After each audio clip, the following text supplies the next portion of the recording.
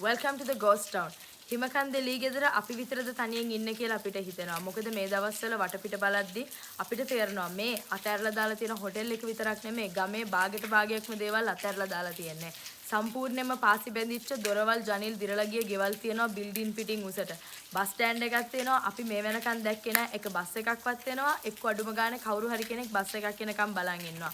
ඉතින් ඇයි මෙහෙම දෙයක් වෙන්න ඇත්තේ? ඇයි මෙච්චර ලස්සන ගම්මානයක් අතෑරලා දාලා තියෙන්නේ? මේ හැඟීම් හිතේ තියාගෙන පාලුකම හිතේ තියාගෙන වටපිට බලද්දි අපේ හිතත් ගැස්සෙනවා. ඉතින් අපි ට්‍රැවල් එකක් කරද්දි ගොඩාක් මහන්සි වෙනවා 100% ෆුල් එක්ස්පීරියන්ස් එක ඔයගොල්ලොත් එක්ක ෂෙයා කරගන්න.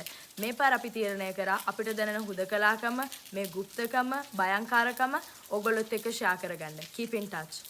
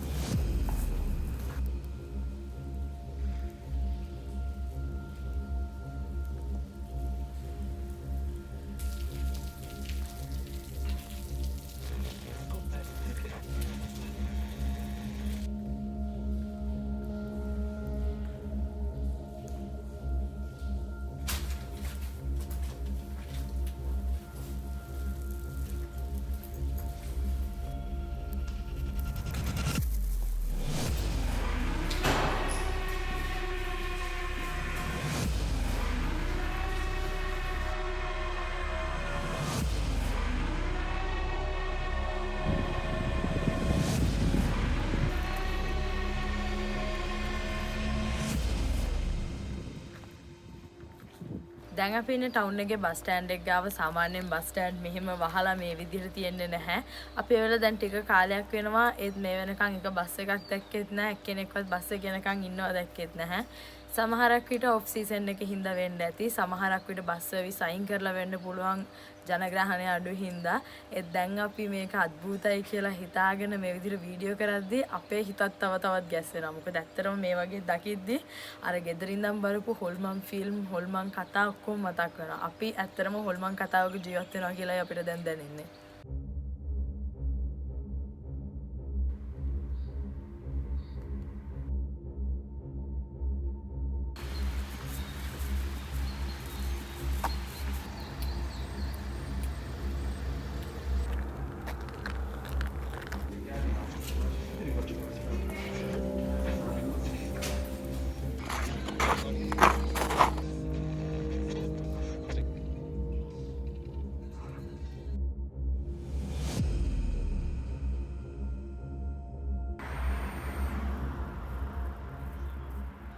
දැන් අපි ඉන්නේ ගමේ ප්‍රධාන පාරේ. ප්‍රධාන පාර වගේම ගමට එන්න යන්න තියෙන එකම පාරත් මේක.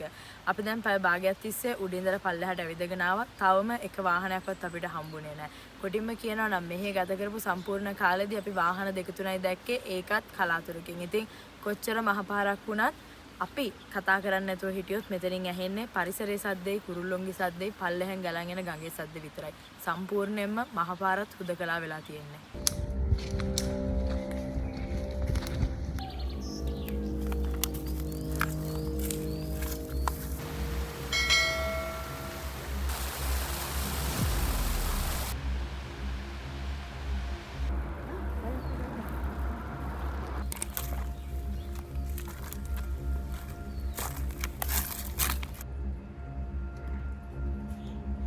අපි තාම තේරුම් ගන්න try කරන ගමන් මේ ටවුන් එකට මොකද්ද වෙලා තියෙන්නේ කියලා. මොකද මෙයාලා ලොකු බිල්ඩින්ග්ස් ගොඩක් අතහැරලා දාලා ගිහිල්ලා තියෙනවා එකපාරටම. එක්සැම්පල් එකක් ගත්තොත් අපි කලින් ගිය හොටෙල් එක ගොඩක් විශාල හොටෙල් එකක්. සාමාන්‍යයෙන් ගොඩක් ප්‍රමාණයක් මිනිස්සු එන්නේ යන්නේ නැත්නම් ඒ වගේ හොටෙල් එකක් මේ වගේ ගමක හදන්න කිසිම හේතුවක් නැහැ.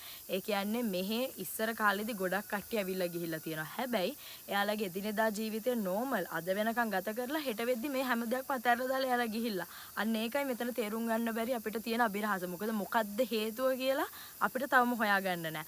අපිට තියෙන ප්‍රශ්නේ හින්දාම කුතුහලයේ හින්දාම අපි ඉන්ටර්නෙට් එකේ සර්ච් කරලා බැලුවා කිසිම දෙයක් හොයාගන්න නැහැ. ඉතින් අපිට හිතෙනවා මේ ටවුන් එකේ මොනවා හරි හැංගිච්ච දෙයක් තියෙනවා කියලා.